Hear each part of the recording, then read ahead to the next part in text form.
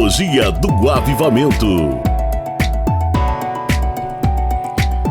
Fala galera top das galáxias, Pastor Anderson falando aqui e nós estamos iniciando mais um dia da nossa Teologia do Avivamento, aqui no nosso canal Amigos do Avivamento. Eu sou o pastor e coach Anderson Dias e nós vamos começar aqui a nossa aula falando das doutrinas bíblicas. Mas antes, roda a vinheta.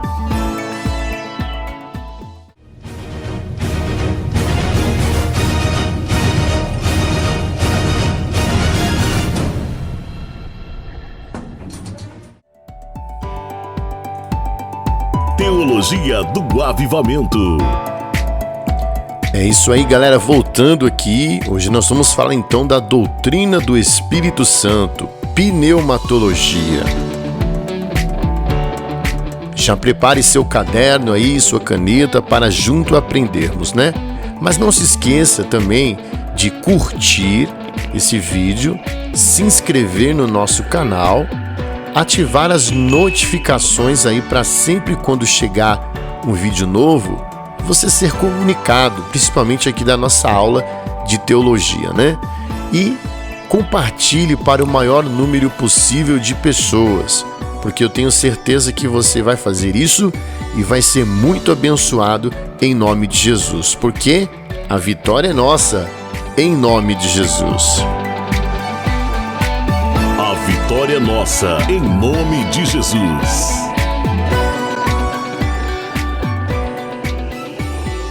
Vamos aprender com o profeta. Então vamos lá, galera. Máximo de atenção agora. Se desconecte, se desligue de tudo para que possamos ter um aprendizado saudável aí, ok? E eu tenho certeza que isso vai fazer com que você seja muito abençoado e crendo, porque quem se aprofunda no conhecimento da palavra de Deus é tremendamente abençoado, né? E para isso é necessário um esforço. Deixa eu ver a aula passada, o que nós tivemos falando aqui. Nós estamos na lição 4. Na lição 3 nós falamos da doutrina de Jesus Cristo, a cristologia. Nós aprendemos sobre a humanidade de Jesus, que é muito importante destacar, a divindade de Jesus, o caráter de Jesus Cristo, a obra também do Senhor Jesus Cristo, a ressurreição e a glorificação do Senhor Jesus Cristo. Tudo isso dentro do âmbito de cristologia. E hoje nós vamos falar sobre pneumatologia. Interessante que pneumatologia é ligada ao pneumatologista, pulmão. Já identificou alguma coisa aí, né? Pulmão. Então vamos à nossa matéria hoje. Hoje nós vamos falar sobre a natureza do Espírito Santo, a obra do Espírito Santo, o batismo com o Espírito Santo e os dons do Espírito Santo, amém? Vamos ao aprendizado nesse momento, no nome santo de Jesus. Vamos aprender com o profeta. Então vamos lá. A doutrina do Espírito Santo é o assunto que nós vamos falar aqui hoje. Bastante atenção ao que você vai aprender. Primeiro ponto, a natureza do Espírito Santo. A Bíblia ela nos ensina a respeito da personalidade do Espírito Santo. Ele não é simplesmente, preste atenção, uma influência. Isso é um ensinamento errado. O Espírito Santo, ele é uma pessoa, só que uma pessoa divina. Como pessoa, ele tem nomes que o identificam como uma pessoa. Anote aí o texto de 1 João, no capítulo 2, verso 1. E João 14, 16. Uma outra coisa da questão da personalidade. Ele se identifica com o Pai, com o Filho e com todos os cristãos. Identificação. Anote aí Mateus 28, 19 e também 1 João 5, 7.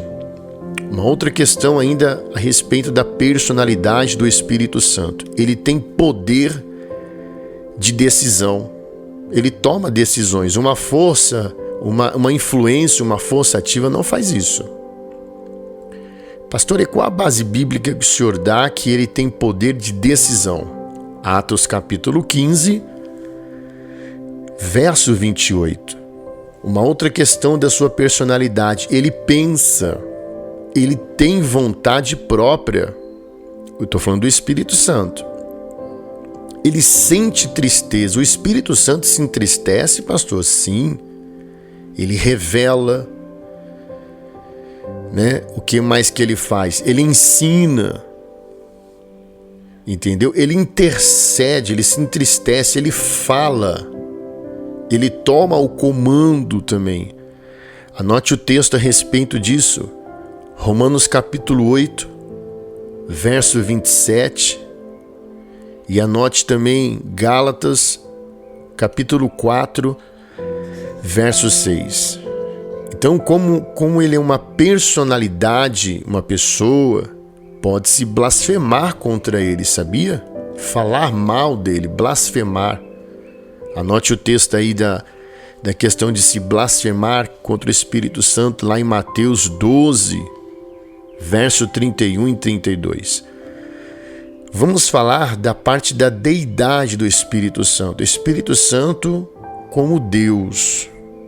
Então, o Espírito Santo, ele é chamado lá no livro de Atos, capítulo 5, verso 3 e 4, ele é chamado de Deus. Uma outra questão da deidade do Espírito Santo. O Espírito Santo possui atributos divinos, como, por exemplo, a eternidade. Anote aí Hebreus 9, 14. Ainda sobre a deidade do Espírito Santo, a sua onipresença. Ele está presente em todos os lugares ao mesmo tempo. Salmos 139, do verso 7 ao 10. O Espírito Santo, ele é onipotente. Apenas Deus tem essa característica. Então, o Espírito Santo é Deus porque ele é onipotente. Lucas 1,35. E lá em 1 Coríntios 2,10, diz que ele é onisciente. Ele sabe de todas as coisas. Você sabia que o Espírito Santo foi ele quem deu a vida à criação? Pastor Anderson, o Espírito Santo como Criador? Exatamente, olha aí o texto em Gênesis capítulo 1, verso 2.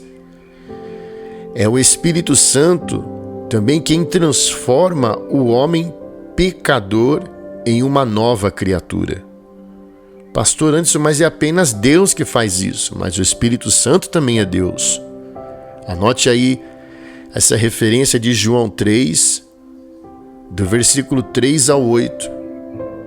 Você sabia que foi o Espírito Santo quem levantou a Jesus da morte, mediante a ressurreição? Anote aí sobre isso Romanos 8, 11. Muito interessante, né? Muito interessante esse contexto que nós vamos analisando a respeito da deidade do Espírito Santo. Amém? Teologia do Avivamento. Vamos falar agora dos nomes e dos símbolos do Espírito Santo, ok? Vamos aprender com o profeta. Então vamos lá. Os nomes do Espírito Santo. Então você vai ver que o Espírito Santo ele tem um nome como Espírito de Deus. Você pode anotar em 1 Coríntios 3,16. Muita referência bíblica, né? Para que não haja nenhum pretexto. E não tem o que ao contrário quando a Bíblia harmoniza, né? Então, o Espírito Santo, ele tem um nome como Espírito de Deus. Ele também tem nome como Espírito de Cristo. O Espírito Santo, pastor, sim. Romanos 8, 9. O próprio nome como Espírito Santo, Atos 1:5, espírito de vida, conforme Romanos capítulo 8, verso 2. Agora vamos falar a respeito dos símbolos do Espírito Santo, né? Bem interessante isso daqui, ó. A Bíblia, ela é um livro de figuras e símbolos. Concorda comigo? Partindo desse pensamento, o Espírito Santo é mostrado nas Escrituras também através de símbolos. Então vamos ver o primeiro símbolo do Espírito Santo. Anote aí Lucas 3,16. O símbolo do fogo. Quando nós vemos o fogo como símbolo do Espírito Santo, fala da sua grande força. O fogo representa grande força. Um outro símbolo que nós temos também do Espírito Santo, lá em Atos 2, verso 2, o vento. O vento, observe que ele é invisível, mas ele é real. Não dá para você ver, mas é real. Nós não podemos tocar no vento, nem compreender o vento, nem saber que cor é o vento, mas nós o sentimos. Não é assim? Para essa referência bonita do vento, anote aí também João, capítulo 3, verso 8. E ainda sobre o vento, eu falei pneumatologia, né? Espírito Santo. A palavra pneuma é usada em referência ao Espírito Santo e também é traduzida por vento, ar ou fôlego. Interessante, né? Um outro símbolo do Espírito Santo também é a água, o rio e a chuva. Para essa referência, você anote aí João capítulo 7, verso 37 ao 39.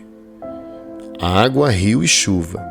Em Jerusalém, no último dia da festa, Jesus levantou-se e exclamou, olha o que ele disse: se alguém tem sede, venha a mim e beba.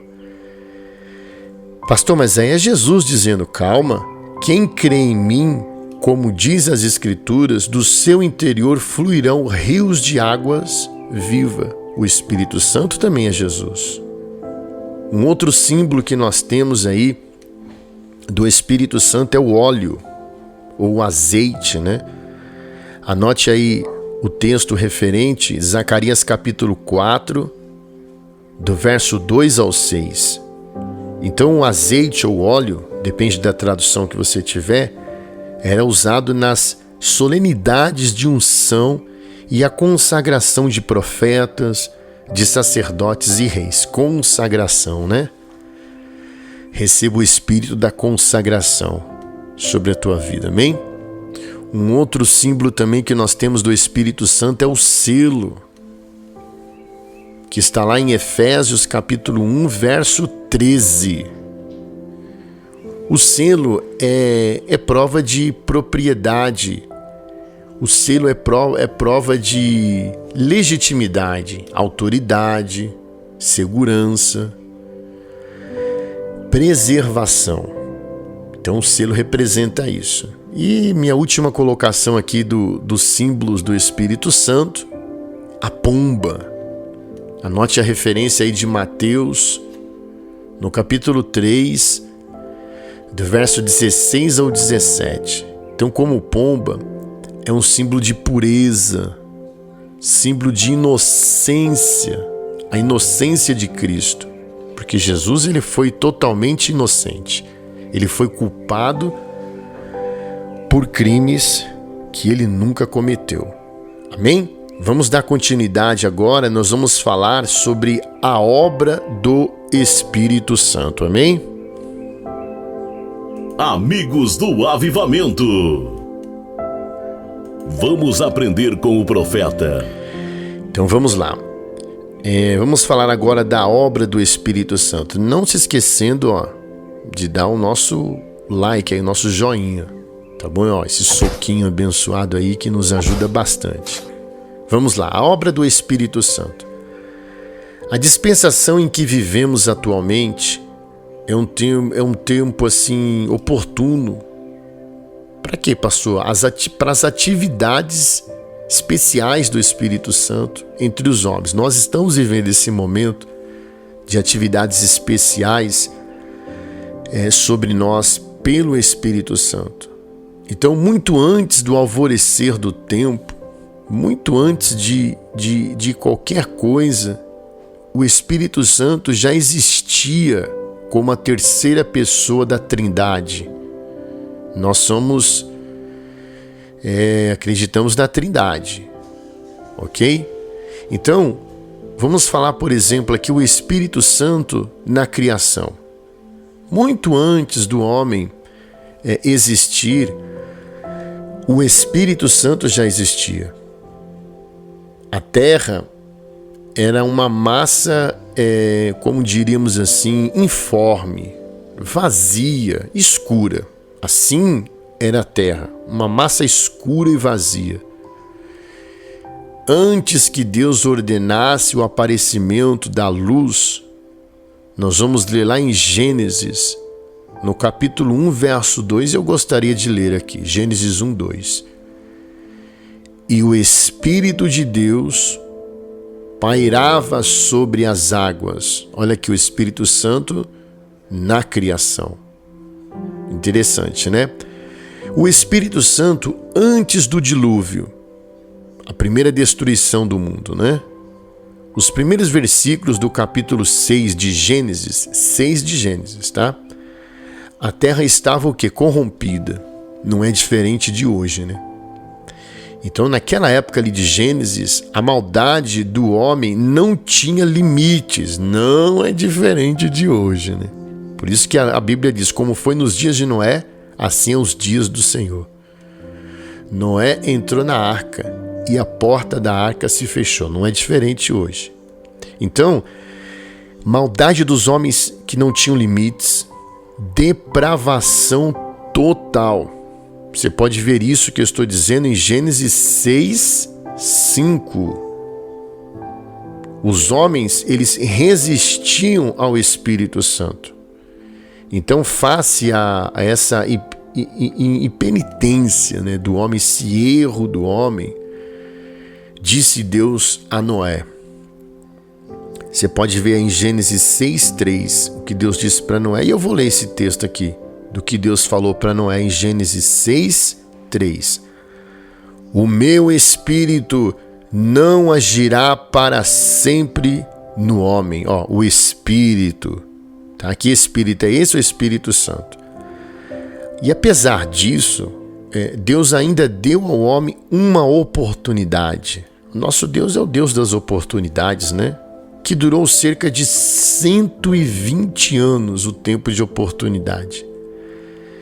Mesmo assim, o homem continuou no pecado. E por isso ele foi destruído pelo dilúvio. Amém? Então você observa aqui o Espírito Santo antes do dilúvio. O Espírito Santo também nos líderes do Antigo Testamento. Você vai ver a presença do Espírito Santo nesses líderes do Antigo Testamento de uma forma muito forte, e é o que nós vamos ver agora em nome de Jesus. Amém? Acesse o nosso site amigosdoavivamento.com.br. Glória a Deus. Vamos lá. Vamos aprender com o profeta. Agora o Espírito Santo nos líderes do Antigo Testamento. Olha, tem uns pássaros aqui. Bonito aqui no fundo, hein? Eita, Deus maravilhoso. A natureza, né? Vamos lá. Sobre os líderes do Antigo Testamento. Então você vai ver a atuação do Espírito Santo, onde ele encontrou lugar para operar. Então o Espírito Santo opera, age, onde ele encontra lugar.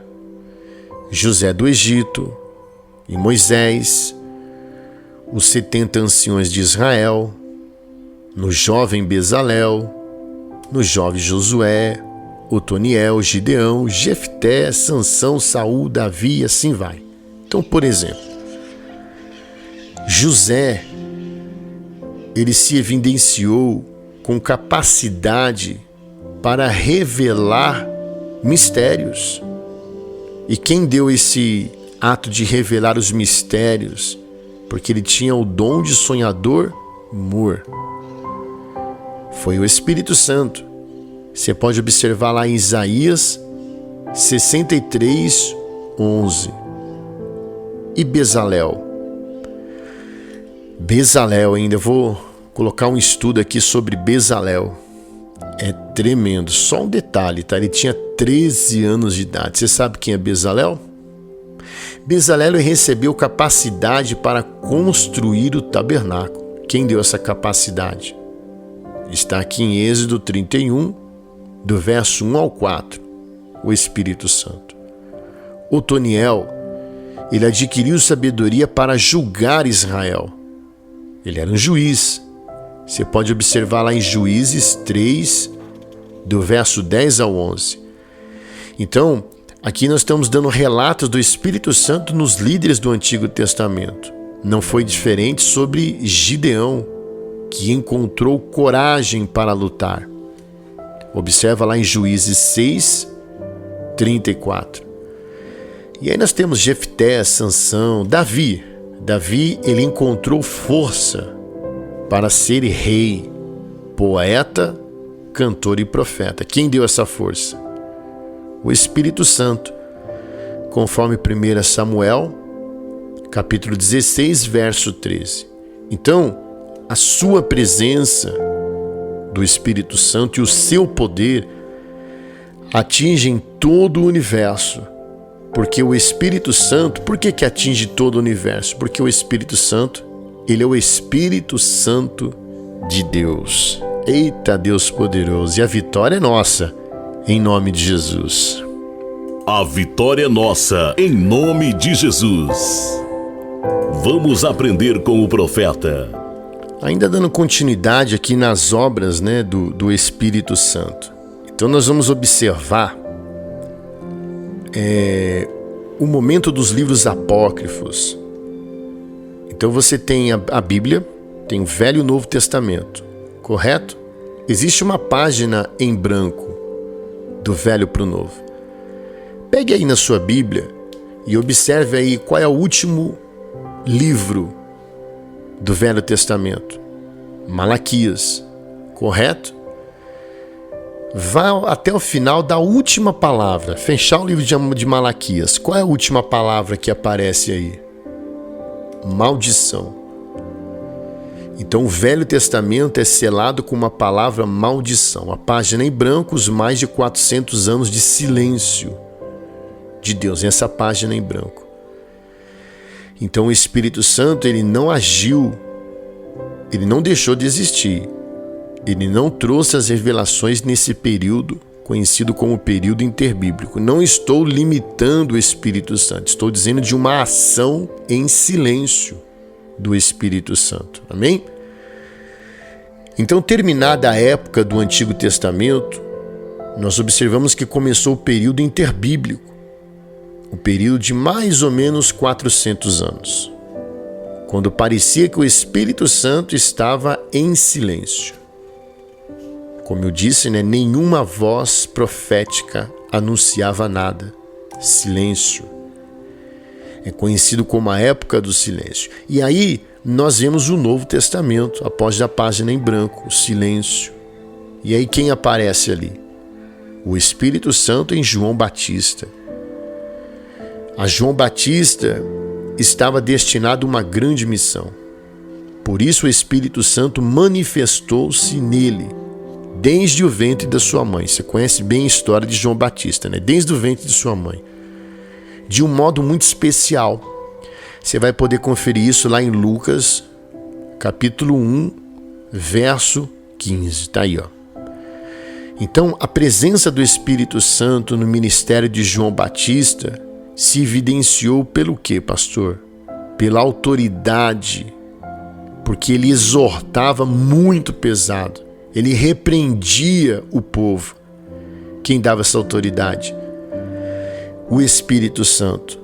Quem preparava esse caminho de João Batista? O Espírito Santo. Confira aí em Lucas, no capítulo 3, do verso 2 ao 4. Ainda sobre a presença do Espírito Santo, no ministério de João Batista, que evidenciou pela energia com que João Batista anunciava o pecado. Ele pregava sobre o arrependimento, pregava com muita autoridade. Observe o texto aí, que é o Espírito Santo. Lucas capítulo 3, do verso 7 ao 9. Ok? A presença do Espírito Santo também no ministério de João Batista se evidencia pela imparcialidade com que ele protestava contra o pecado do rei Herodes. Ele não baixava a guarda, não tinha medo. Ele era totalmente imparcial, né? A gente tem que ser assim. Aprenda que servir a Deus é um princípio e princípios devem ser inegociáveis. Observe essa imparcialidade que João Batista pregava contra Herodes lá em Lucas, capítulo 3, no verso 19. Amém? Vamos falar agora eu falei do Espírito Santo em João Batista, agora o Espírito Santo em Jesus Cristo. Então, o Espírito Santo, Jesus foi concebido pelo Espírito Santo. Anote aí, Lucas capítulo 1, verso 35. Então o Espírito Santo também em Cristo, tá? Ungido com o Espírito Santo. Jesus, ele foi ungido com o Espírito Santo. Você pode anotar em Atos 10, 38. Jesus também foi guiado pelo Espírito Santo. Olha o papel do Espírito Santo na vida de Jesus aí. Anote aí Mateus 4, verso 1. Jesus, ele foi cheio do Espírito Santo. Muito interessante, né? Aqui é Lucas, capítulo 4, verso 1. Então, Jesus também ele foi ressuscitado por quem? Pelo Espírito Santo. É mesmo, pastor? Romanos 8, 11. Agora vamos falar a respeito do Espírito Santo na vida do cristão.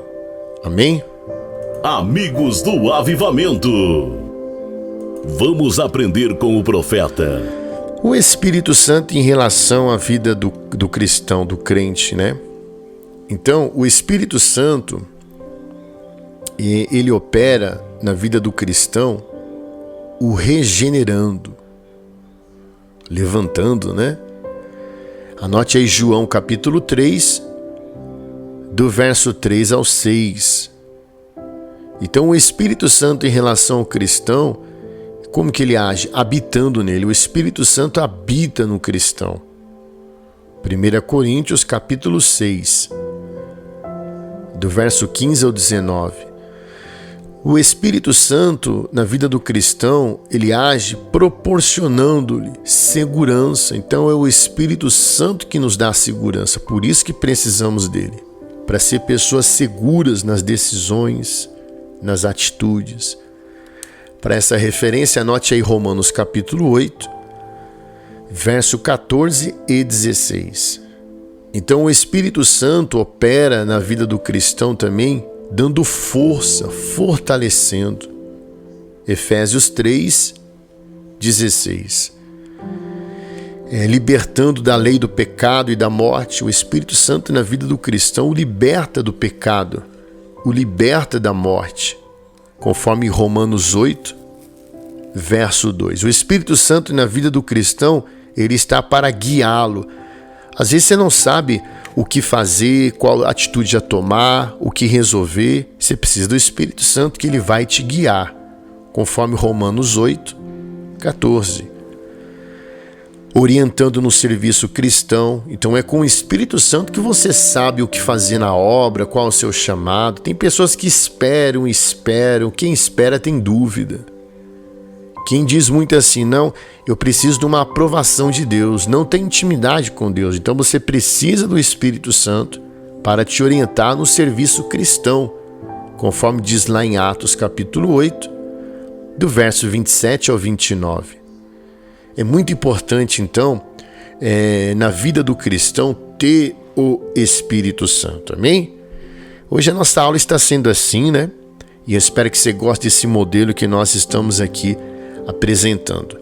Agora nós vamos falar sobre o Espírito Santo, tá? Continuando, né? O batismo com o Espírito Santo. Vamos falar da diferença com o Espírito Santo e no Espírito Santo, amém?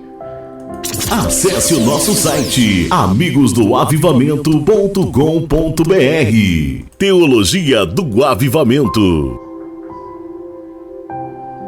Vamos aprender com o profeta. Bora lá. O batismo com o Espírito Santo. Preste bastante atenção porque é bem interessante essa parte aqui também.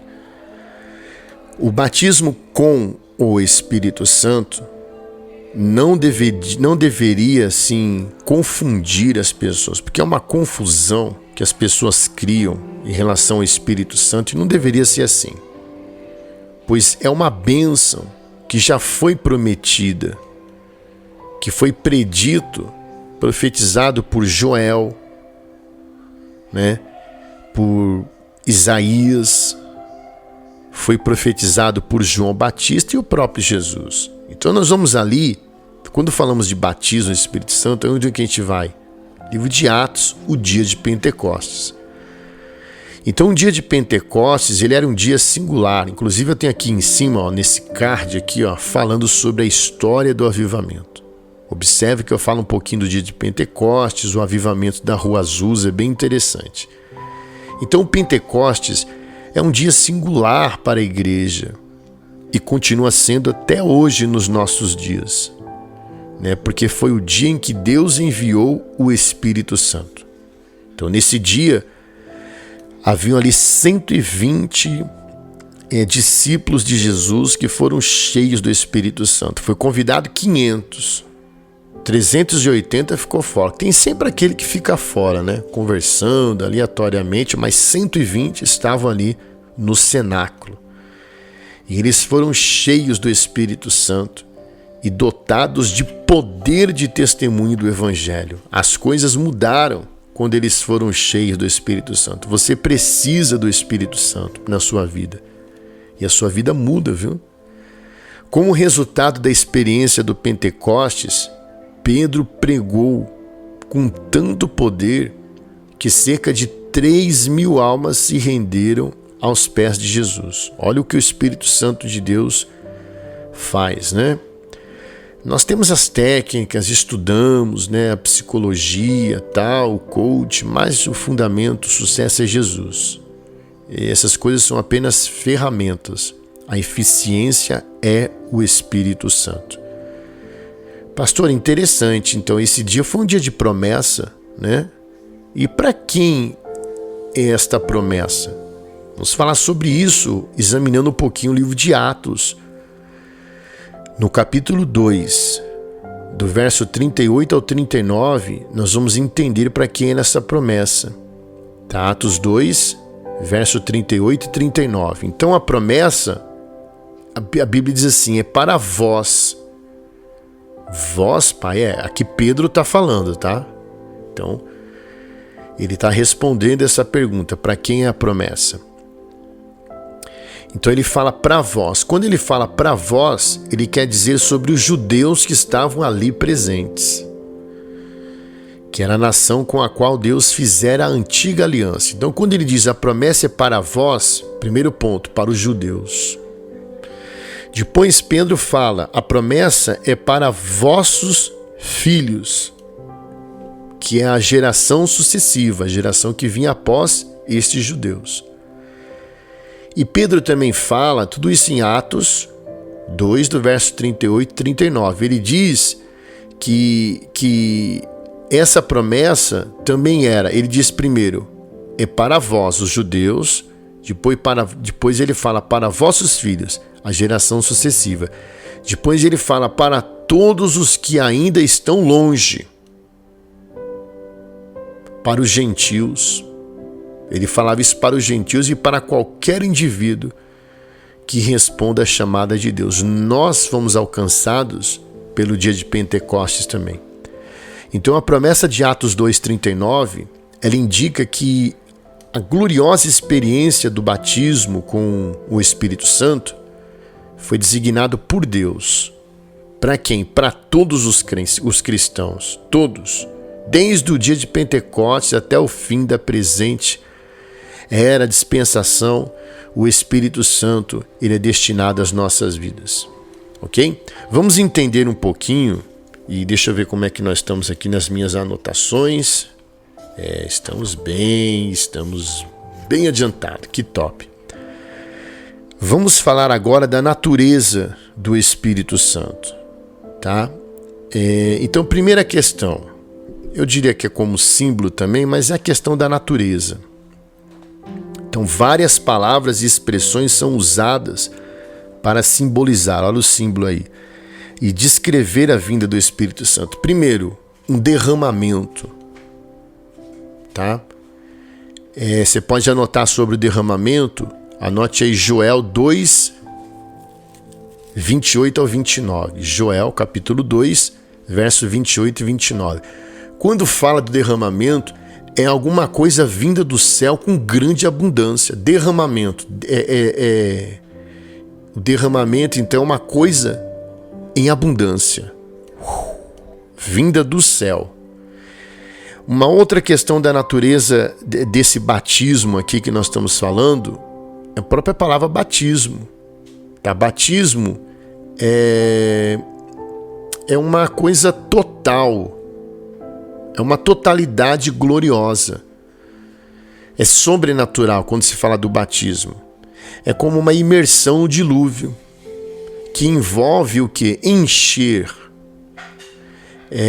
penetrar a alma da pessoa. Isso é batismo. Aí eu falei derramamento, batismo e enchimento. Olha que profunda aqui a questão do enchimento. Muito profundo. Esse enchimento, ele não se deu em gotas, né, como uma chuvinha ou uma garoa. Não, enchimento é ser cheio, ao ponto de parecer estar embriagado. Lembra que eles foram confundidos com pessoas embriagadas? Porque eles estavam cheios. Você pode anotar em Atos 2, verso 13, tá? Eu tenho uma anotação minha aqui, bem interessante, que as pessoas falam assim: pastor, tem diferença de batismo no Espírito Santo e batismo com o Espírito Santo? Muita diferença, tá? Então, batismo no Espírito Santo, tá? Significa uma experiência. Então, quem é batizado no Espírito Santo, o Espírito Santo está dentro dele, entrou nele, é no. Tá? E aí ele vai ter o quê? Capacidade no Espírito Santo. Agora, o batismo com o Espírito Santo é uma evidência, é algo para fora. Então, o no é uma experiência dentro, o com é uma evidência para fora, é a ação. Você vê as atitudes da pessoa mudando. Ele fumava, não fuma mais, ele bebe, não bebe mais, ele fala palavrão, não sente mais vontade de nada disso. Ele se distancia de algumas rodas, não é uma pressão, porque ele foi batizado com o Espírito Santo, que trouxe uma evidência. Essa evidência vai externizar, um fator externo, é uma ação. A atitude da pessoa muda, porque não é por força e por violência. Por isso que a primeira coisa que tem que fazer quando uma pessoa aceita Jesus é ensinar ela a orar, porque oração é experiência com o Espírito Santo. Teve experiência com o Espírito Santo, a pessoa vai mudando, ela pega nojo do pecado. Não é que ela não vai pecar, vai, mas vai ser uma atitude diferente. Por quê? Ela foi batizada primeiramente no Espírito Santo. Ela tem uma experiência dentro dela. Ela se sente capaz. E depois ela é batizada com o Espírito Santo. Ela começa a mostrar, externar, né? As suas ações começam a mudar. E eu sinto a presença de Jesus falando isso. Louvado e bendito é o nome de Jesus. Quem tem o Espírito Santo é vitorioso. A vitória é nossa, em nome de Jesus. Vamos aprender com o profeta. Então deu para você entender aí, né, esse manto, né? Vamos falar agora, e nós já estamos indo para a etapa final. Ó que top, hein? Vamos falar sobre os dons do Espírito Santo, tá?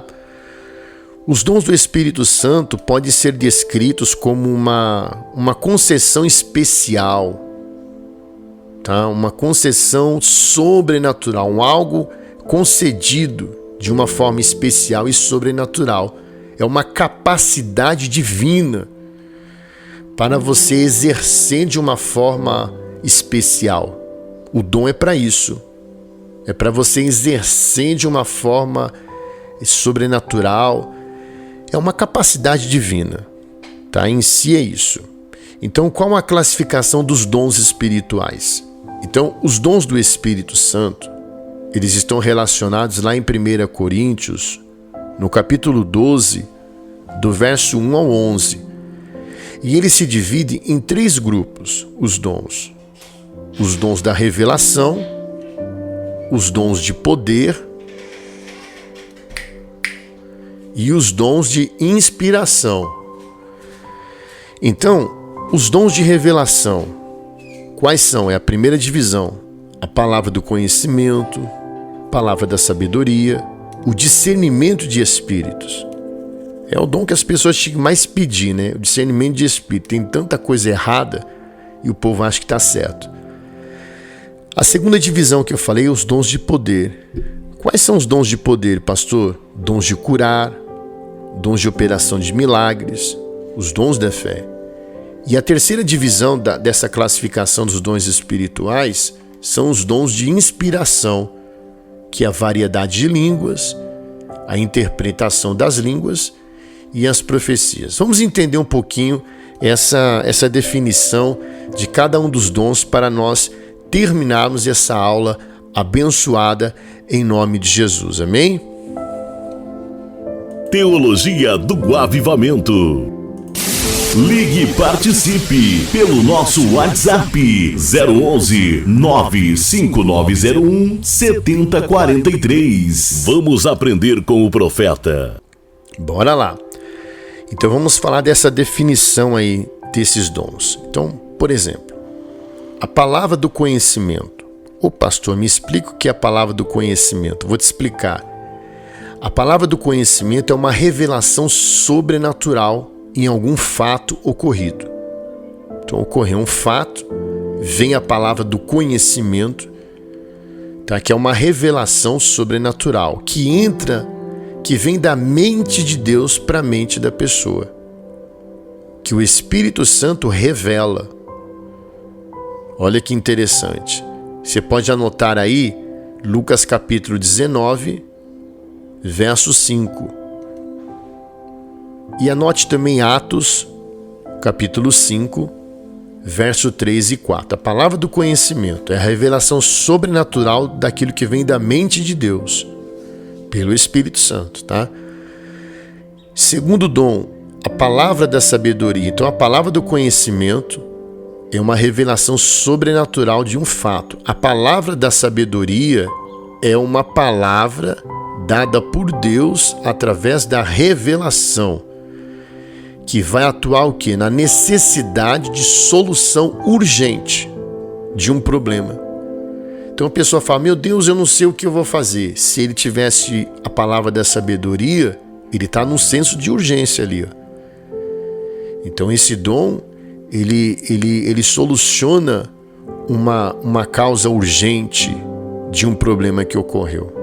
O terceiro dom, o discernimento de espíritos. Esse é importante. É onde Deus revela para o cristão a fonte. Se a fonte é ruim ou boa. Se é água limpa ou suja. Deus revela o propósito daquilo que está acontecendo. De uma forma espiritual, é claro, né? Então, através desse dom, o Espírito Santo revelou a Paulo que tipo de espírito operava naquela jovem adivinha de Filipos. Anote aí, Atos 16, 18. E medite nesse texto para você ver. Paulo tendo discernimento de espírito, vendo que aquilo era um espírito maligno, e veio falando de coisas boas. Cuidado, hein? Muito cuidado. Os dons de curar. No grego, esta palavra está no plural, curar. E o que a gente entende por uma questão de pluralidade? Dá a entender que existe uma variedade de modos da operação do dom de curar. Como são diferentes os tipos de enfermidades, né? Patológica, psicossomática, renal, assim vai, é evidente que há um dom de cura para cada tipo de enfermidade também. Ok? Operação de milagres é um outro dom, tá? Aparecem no original grego também no plural, operações. Sugere que há uma variedade de modos de milagres e os atos de poder. Milagres e maravilhas. Por isso a questão do plural, que é o poder que está lá em Atos capítulo 1, no verso 8.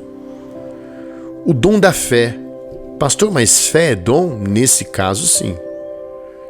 É uma fé especial. É diferente da fé de salvação. Porque quando a gente fala que dom é fé, não, dom não é fé, porque é salvação, certo? Então essa fé que fala aqui é uma fé especial, que é diferente da fé para a salvação. Anote aí, Gálatas 5, 22. Ok? Foi esse o tipo de fé com que foram dotados os grandes heróis da fé. Então, os heróis da fé lá em Hebreus 11, eles foram dotados desse dom da fé aqui. Vamos lá para terminarmos. Variedade de línguas. Então, variedade de línguas ela é a expressão falada e sobrenatural, preste atenção, de uma língua nunca estudada pela pessoa que fala. Mais para frente eu quero falar um pouquinho, um estudo específico de línguas, tá bom? O oitavo dom, são 9, né? Não é que existam 9, foram citados 9. Eu nunca posso limitar a Deus, números limitam. Não limite as coisas de Deus. 9 citados, tá? Então, o oitavo, interpretação das línguas. É o dom, é o único dom que depende de um outro dom. Então, a pessoa tem que falar em línguas para exercer a interpretação de línguas. Interpretação aqui não é a mesma coisa que tradução, é diferente.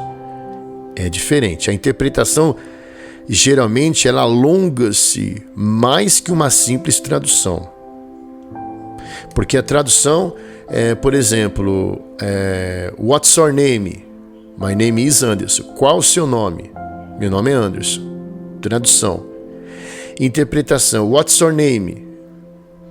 Qual é o seu nome, amigo? Que eu quero saber mais sobre você para que você explique, tá entendendo? Interpretação é diferente de tradução.